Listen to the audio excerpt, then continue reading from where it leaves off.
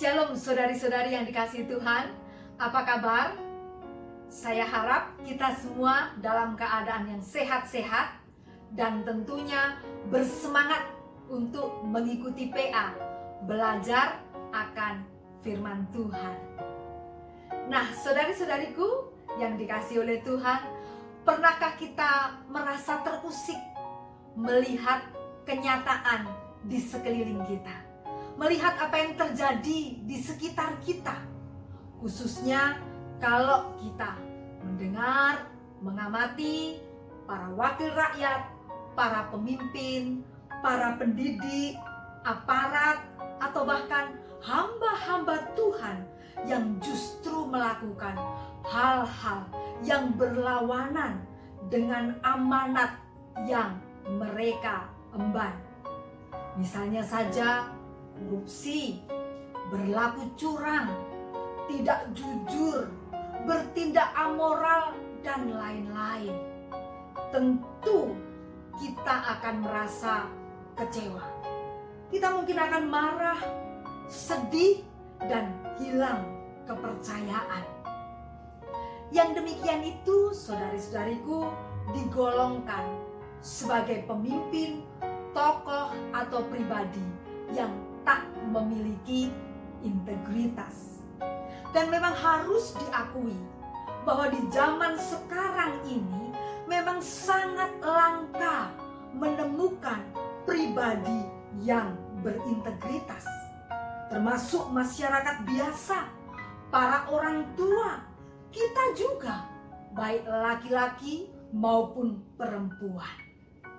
Nah, apa sih sebenarnya arti integritas itu? Mari kita perhatikan diagram ini.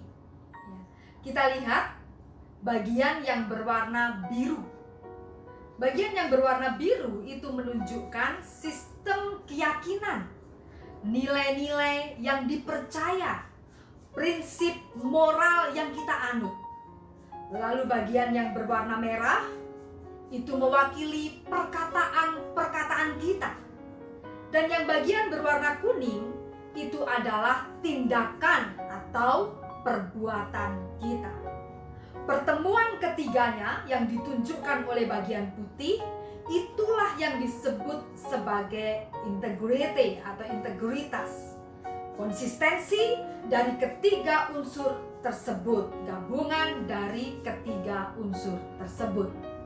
Secara umum, integritas dipahami sebagai konsistensi dalam nilai-nilai yang diyakini, perkataan dan tindakan yang dapat dilihat dalam segenap aspek kehidupan seseorang. Menurut Kamus Besar Bahasa Indonesia, disebutkan integritas itu sebagai sifat atau mutu atau keadaan yang menunjukkan kesatuan, yang memancarkan kewibawaan dan kejujuran. Di dalam Alkitab, Shifra dan Pua adalah contoh pribadi yang berintegritas. Kita akan melihat dari Keluaran pasalnya yang pertama, Keluaran 1, ayatnya yang ke-15 sampai dengan 17. Keluaran 1 ayat 15 sampai 17 demikian. Raja Mesir juga memerintahkan kepada bidan-bidan yang menolong perempuan Ibrani, seorang bernama Shifra dan yang lain bernama Pua. Katanya, apabila kamu menolong perempuan Ibrani pada waktu bersalin, kamu harus memperhatikan waktu anak itu lahir. Jika anak itu laki-laki, kamu harus membunuhnya. Tetapi jika anak perempuan, bolehlah ia hidup.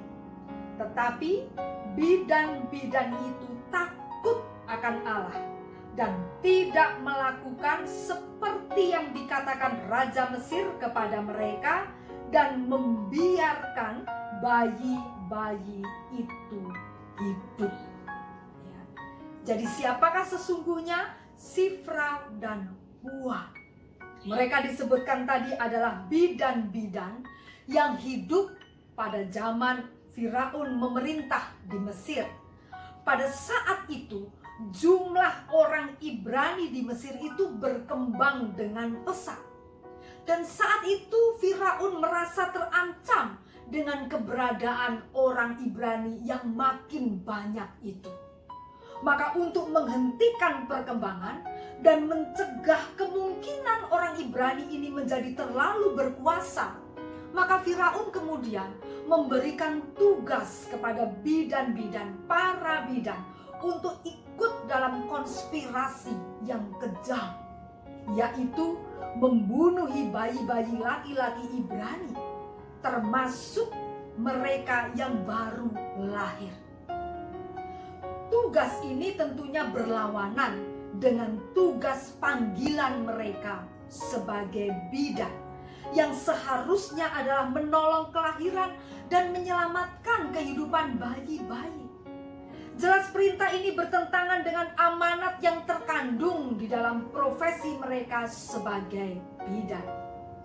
Jika banyak bidan yang mau melakukannya, tentu itu semua karena mereka dalam keadaan yang tertekan, takut akan resiko hukuman yang menanti mereka. Namun situasi ini tidak dapat diterima oleh Sifra dan Pua.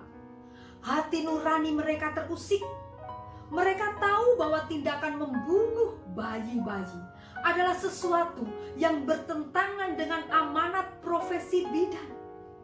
Bidan itu tugasnya adalah membantu, merawat dari ibu-ibu itu sedang mengandung, menolong persalinan, dan bahkan juga merawat bayi yang baru lahir. Maka membunuh bayi jelas ini melawan tugas panggilan mereka sebagai bidan. Nah, inilah saudari-saudariku yang disebut sebagai integritas. Ada kesatuan antara prinsip, perkataan, dan tindakan. Selaras, utuh, tidak terpecah-pecah, merupakan satu kesatuan yang konsisten satu dengan yang lain. Integritas ini juga membuat Sifra dan Pua itu siap, berani menghadapi konsekuensi yang akan mereka terima dari Firaun.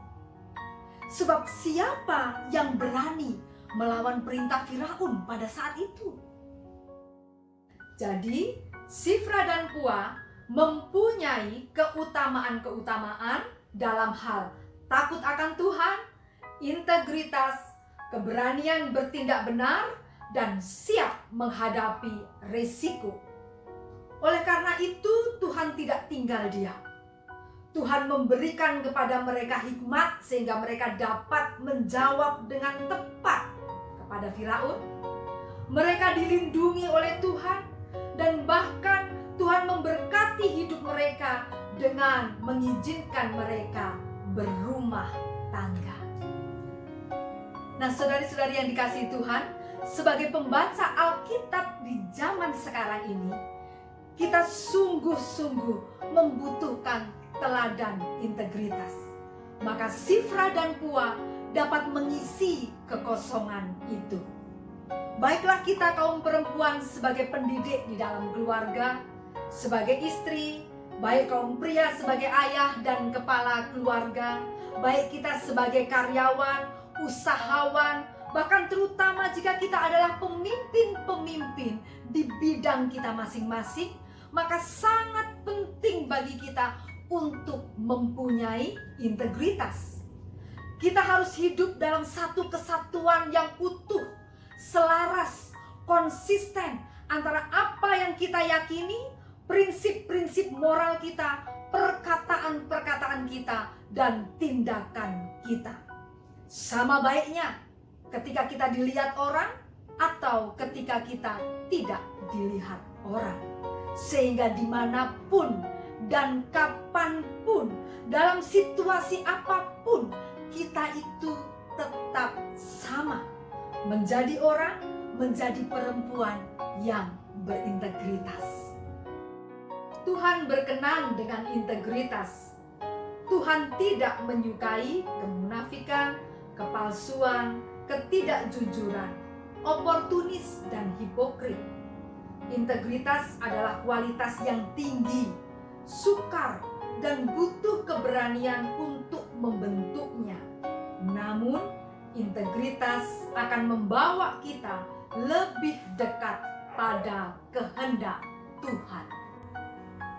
Saudari-saudariku, keluarga membutuhkan pribadi-pribadi yang berintegritas. Komunitas gereja membutuhkan anggota yang berintegritas.